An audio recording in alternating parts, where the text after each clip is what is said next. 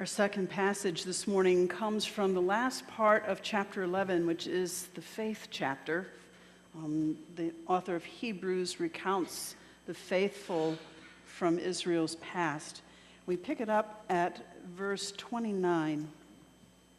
By faith, the people passed through the Red Sea as if it were dry land. But when the Egyptians attempted to do so, they were drowned. By faith, the walls of Jericho fell after they had been encircled for 7 days. By faith, Rahab the prostitute did not perish with those who were disobedient, because she had received the spies in peace. And what more should I say? For time would fail me to tell of Gideon, Barak, Samson, Jephthah, of David, and Samuel, and the prophets, who through faith conquered kingdoms, administered justice, obtained promises, shut the mouths of lions, quenched raging fire, escaped the edge of the sword, won strength out of weakness, became mighty in war, put foreign armies to flight. Women received their dead by resurrection. Others were tortured, refusing to accept release in order to obtain a better resurrection. Others suffered mocking and flogging and even chains and imprisonment. They were stoned to death. They were sawn in two. They were killed by the sword. They went about in skins of sheep and goats, destitute, persecuted, tormented, of whom the world was not worthy. They wandered in deserts and mountains and in caves and holes in the ground. Yet all these, though they were commended for their faith, did not receive what was promised, since God had provided something better, so that they were not, apart from us, be made perfect.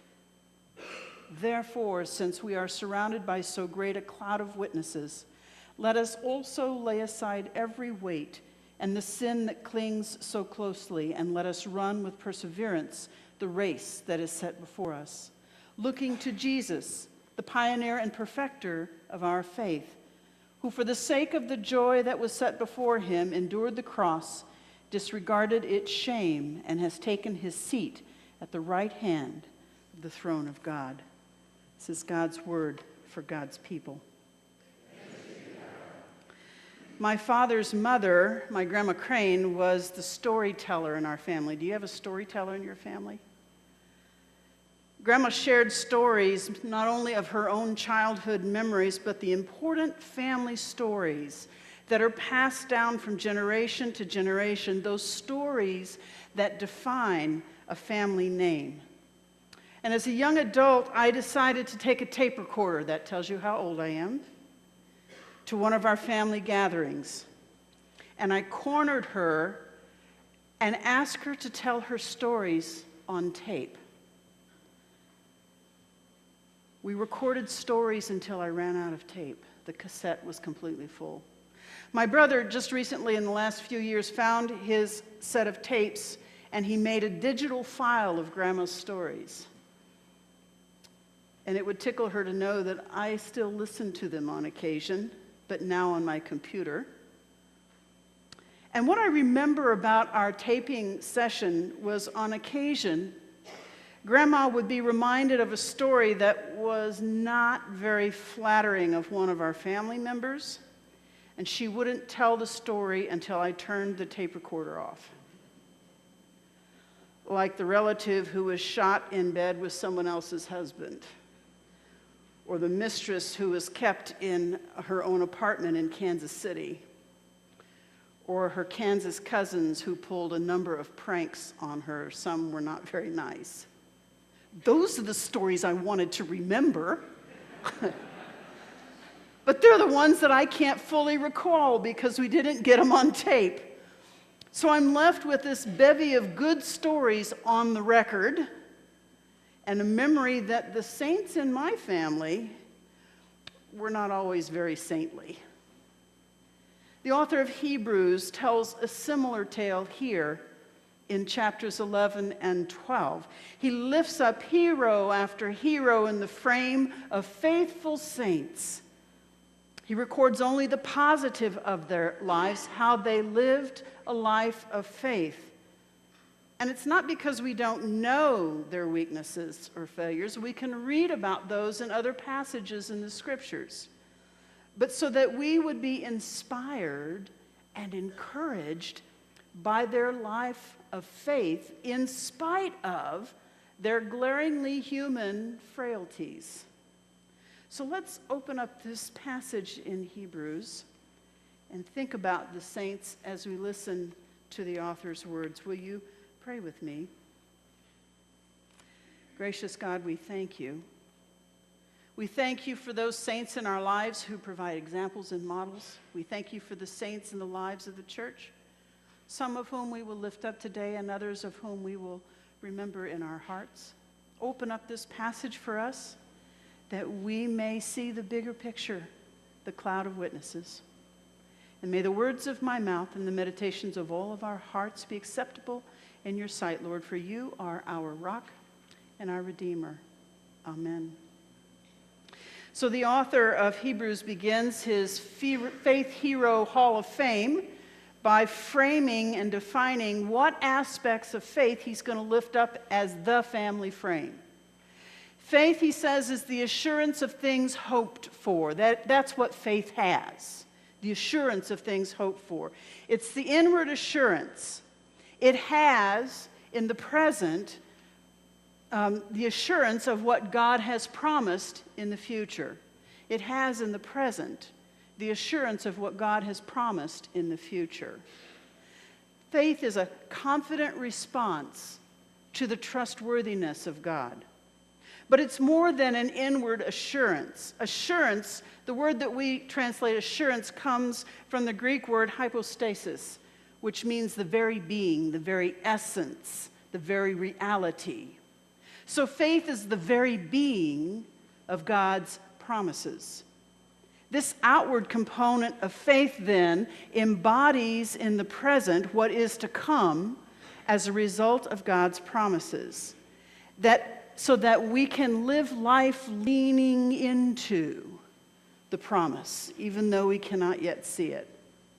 That inward reality of faith sings, "We shall overcome." The outward reality of faith marches at Selma. Okay? The inward reality of faith says, let's start a Methodist church in Bettendorf. The outward reality of faith meets in a school to worship, sacrifices time, money, and gifts, and their very selves into ministry, and here we are today. Faith is the assurance of things hoped for, what faith has. But also the conviction of things not seen, what faith perceives. Faith has the capacity to discern realities that are not yet visible. Bishop Joseph Crane Hartzell was born on a farm near Moline, Illinois, just across the river from here.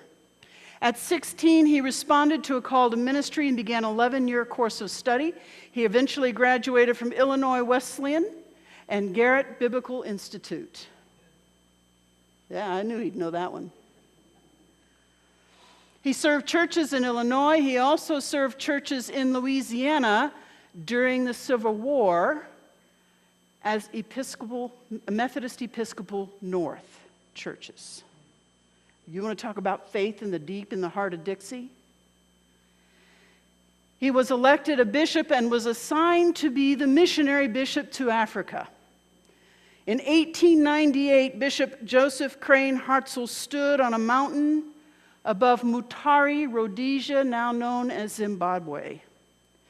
And he was looking down into a valley. He saw a vision of hundreds of African students with books in their hands running to class. Bishop Hartzell leaned into that vision of hope. And 100 years later, in 1984, 2 African bishops, with the support of thousands of African Methodists, issued a call to start Africa University. And in April of 1991, the ground was broken, and in 1992, Africa University was chartered, and Africa University is a reality today, seen through the faith of Joseph Crane Hartzell.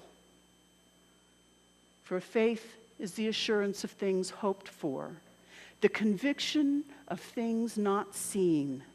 The author of Hebrews tells stories of Old Testament heroes of faith like Abel and Enoch and Noah who were righteous, who were right with God.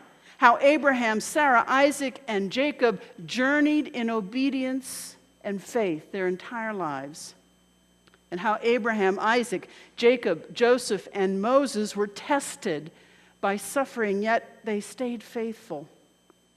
And then beginning in verse 29, which is where we started, he lists a whole host of witnesses who throughout Israel's history share these same kinds of walks of faith. Right on through the end of the stories in the Old Testament,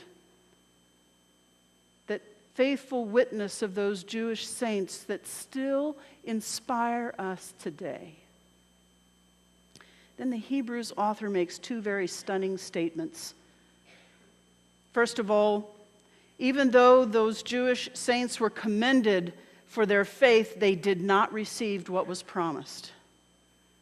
Even though those saints were commended for their faith, they did not receive what was promised. All that suffering, miles of journeying, the righteousness, and they didn't receive it? Why?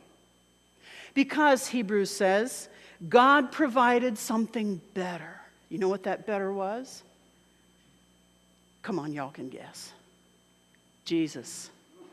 God provided something better. God provided Jesus. The faithful didn't receive the promises of God until the coming of Jesus, but they leaned forward into the promise through faith. The second stunning statement, those faithful Old Testament heroes did not receive the promise so that they would not, apart from us, be made perfect. Now think about that. So that they would not, apart from us, be made perfect. It's easy for us to see how we need those old heroes, those faithful ancestors as an example and a model for us. But Hebrews says these ancient faithful also need us. We, of course, can't redeem them. That's Jesus' job. But the ministry of Jesus Christ establishes this great chain of faith, and the chain stretches from the beginning of history and is anchored in the heavenly city of God by Jesus himself. And the links in that chain are formed generation after generation, each one holding the other, each one holding on the confession of faith that Jesus Christ is Lord of all. The chain is yet unfinished. There's open gap for those who will hear the gospel and join the faithful and become that great cloud of witnesses. In chapter 12, this metaphor of this chain of the faithful from beginning to the end is replaced by those in a race. Those who have finished the race are cheering on those of us who were still in it. And therefore the author of Hebrews says that we too are able to be counted in this great family chain of the faithful saints. We know not only are they heroes in the faith, but we know their human side, don't we? We know the fact that Abraham didn't always trust in God. We know that Noah got drunk and embarrassed himself. We know that Moses killed a man in anger, and yet they finished their course in faith. And so can we, Hebrews says, if we lay aside those things over which we stumble and we stay in the race, keeping our eyes on Jesus, who makes the way for us, who died for our sake, and who rose that we might have life and have it abundantly. Now this morning, we're going to pause to remember the saints in our day and age, those who have passed in the last year, those memorial gifts that were bought in the past year in memory of saints. And we remember that their lives, each in his or her own way, were not easy. There were good times. There were times of weakness and imperfection, those unrecorded family stories. But the bigger frame is the faith and their life of faith, and the encouragement that we today receive from their witness, as a testimony to the reality of faithfulness, as a proof of the reality of a life of devotion to God, albeit at times not very perfect. But the key, says Hebrews, is to look to Jesus. He not only makes the way, he's the pioneer of our faith, he is also the perfecter of our faith. And because God is faithful, we are assured that we too may live faithfully. Thanks be to God.